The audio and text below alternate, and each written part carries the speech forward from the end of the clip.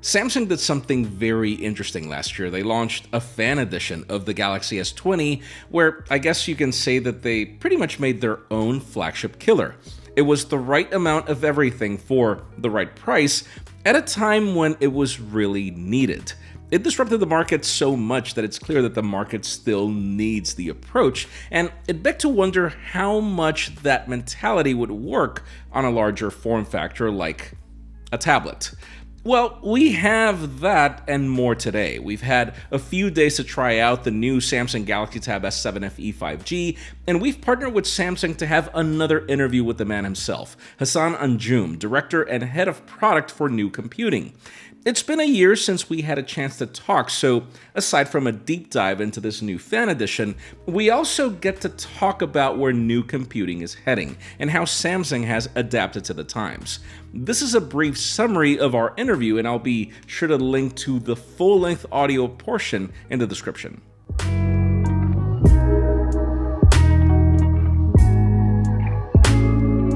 I think it's time to catch up. Yeah, what have you been up to? I mean, you guys already know we've been pretty busy releasing all these amazing products. It's been a pretty interesting, challenging year, I would say, for all of us, and for us to actually meet the needs of consumers and their ever-evolving needs has been pretty exciting for us. 2020, 2021 has been a crazy time to say the least, and I don't know, I keep noticing that Samsung continues to reinvent itself. I mean, we go through this pandemic, the economy gets hit, and, I think that Samsung is one of the only companies that is currently, in touch with the reality that people are dealing with. We get devices like the Chromebook 2, which brought all the essentials of the Galaxy Chromebook, but then you guys dropped the price in half. We get other products like, the Go series, and I'm just...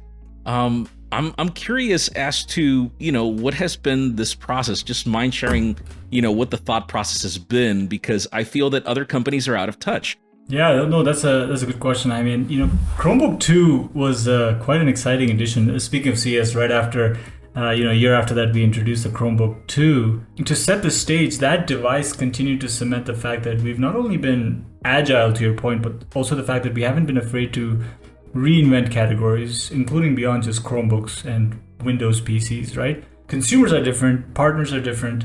So providing limited options isn't really an option, if that makes sense. So big screens becoming a big thing. I'm curious about this because obviously tablets can come in so many shapes and sizes, but Samsung will always be one of those companies that really championed having as big a screen as possible. After all, you had the Galaxy Note line, and that sort of pioneered the entire big screen experience in your pocket.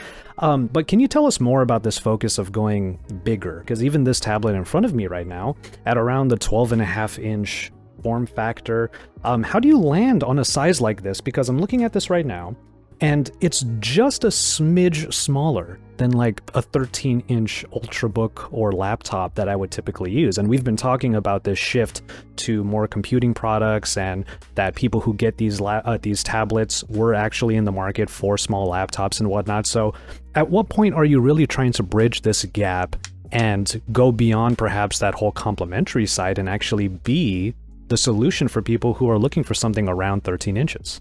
To answer your question, the Tab S7e is ultimately an expansion of that promise of the large screen, the keyboard, and the pen obviously included.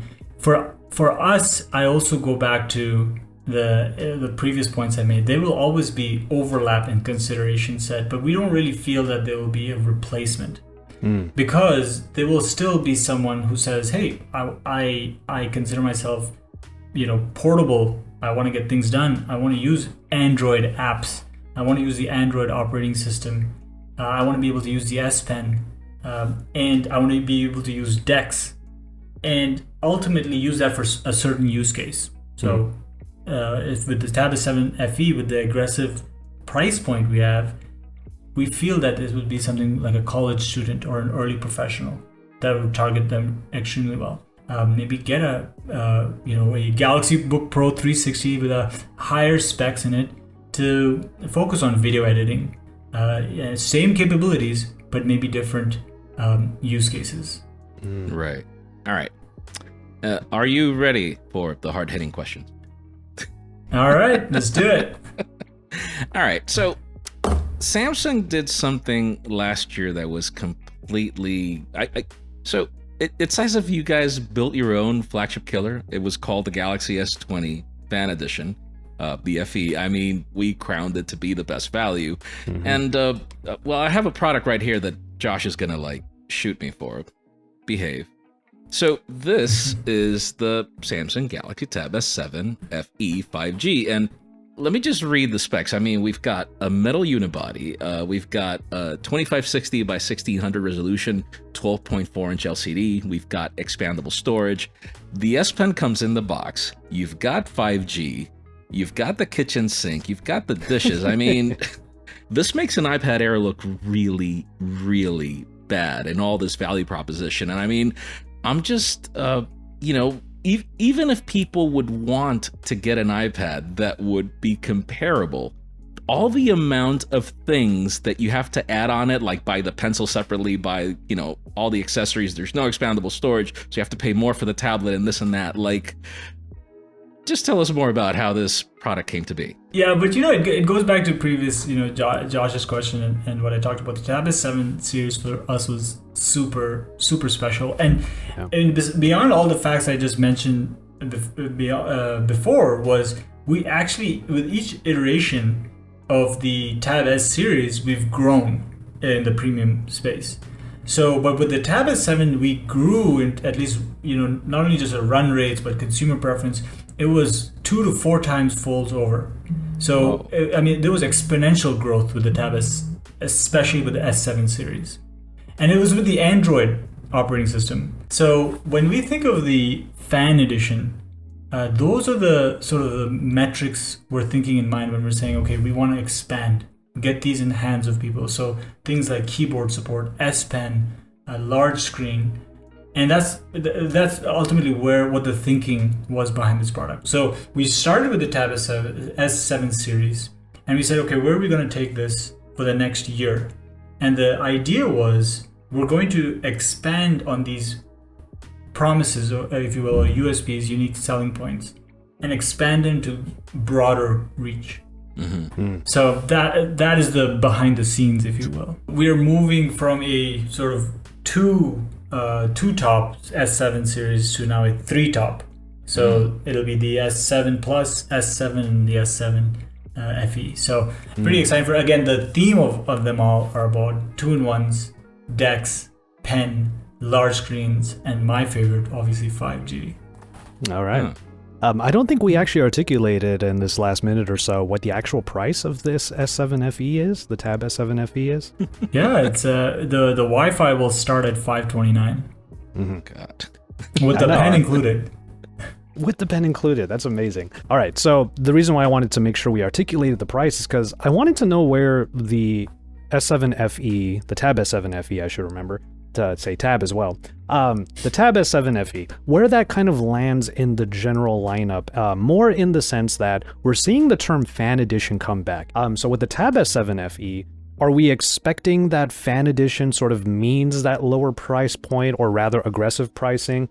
Does it mean 5G in this case? And what can it mean in the future when we start to see those two amazing letters FE show up at the end of a product name? What can we expect from Fan Edition moving forward? We're constantly, looking and revisiting our segmentation. So now the hyper user has actually evolved, and now we're calling them a tech trailblazer. And they're pretty much the same element, and it's someone who loves to try new things, gadgets, be in the know, or Jaime, if you will. But I would say for the Tab S7 FE, this device's secondary target is what we would say the tech trailblazer. I mentioned this earlier with the aggressive price point. We think someone who's looking for, the multimodal experience of touchscreen, S Pen, keyboard, voice on a larger canvas to get things done. Again, at that price point, is someone like students or college or early professionals. Right, and I like the fact that you're transitioning into that, because that sort of segues a little into the next question that I had. Because what elements helped you define what fans need? Like, what is it that would satisfy the fans? I mean, is it the S Pen? Because I mean, it could also be the multi-active window, just the way you guys approach multitasking, which you've been doing since the original Galaxy Note. Or could it be DeX? For that price, S Pen, like, I think that is the most affordable product in your lineup that has S Pen functionality and that crazy amount of resolution. You see, Jaime, just right there, the tech trailblazer just saying all these amazing things about Samsung. So that's good enough for us to talk about as we expand the Tab S7. Actually, you know, there's the way I see it is there's two ways to go about the fan editions for, you know, any initiative, if you will. The first one is make it so exclusive, you know, from a price point perspective, from a capability perspective. Or the second way to go, which I'm a fan of, and I think the way you spoke about it, is all the amazing things that you just mentioned: S Pen, DeX, multi-window, software, keyboard, large screen, 5G, all these amazing things, bring them into the hands of more people. Mm-hmm. So that is our approach for a fan edition. And moving forward, FE, at least for tablets specifically, is going to be all about that. And tablets for us is all about getting these experiences into the hands of consumers. Let's just put it this way: when we built out the S7 series, we had these key pillars: large screen, S Pen, 5G, DeX, keyboard, all these elements. And we said FE is going to be this, right? FE is going to be sort of bringing us. But all right, let's continue with the hard-hitting questions, and let's stick to the concept of displays, because, you know, I've noticed that Samsung has this obsession over large screens ever since day one. And dude, I was one of the people in Berlin looking at the first Galaxy Note and cracking up. I was like, these guys are mad. And then you guys just, you know, you were like, hold my beer, and you guys owned it. And I'm curious as to, you know, we had all these first and all this success. And so, but then I noticed that, you know, every single event that you do, it's always like, it's slightly larger, and it's larger, and it continues getting larger, and oh crap, now it folds. So what is it with the obsession? Like, you know, what does the future look like? I mean, so you're right. You know, it actually started. The whole conversation we've had today summarizes a lot of it. You talked about this 5G, the emergence of cellular broadband networks changing, and that really evolving the categories. But then also there's a consumer preference of more immersiveness, you know, in their devices. So, and it's a combination of what the consumers want. We're obsessed with other consumers. At the same time, technology advancements allow us to enable those. So large and immersive screens are always going to be a theme at Samsung, always. And I think for us that I can say.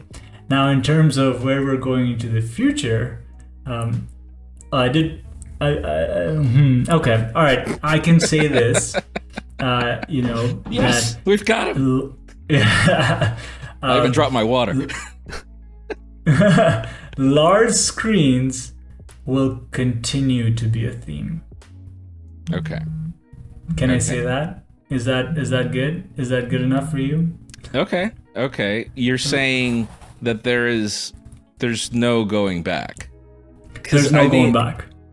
That's right. There's more. Much more. We even have a full hands-on video that I'll link to. In addition, follow the first link in the description for the full recording of this interview. And while you're at it, follow us on social media. Subscribe to our channel for more videos like this one. You can also follow me on my personal handles to see me try out new cool products, and we'll also be sure to link to everybody's handle in the description as well. Please give this video a thumbs up if you like what you saw. I'm Jaime Rivera. Thanks so much for watching. We'll see you on the next one.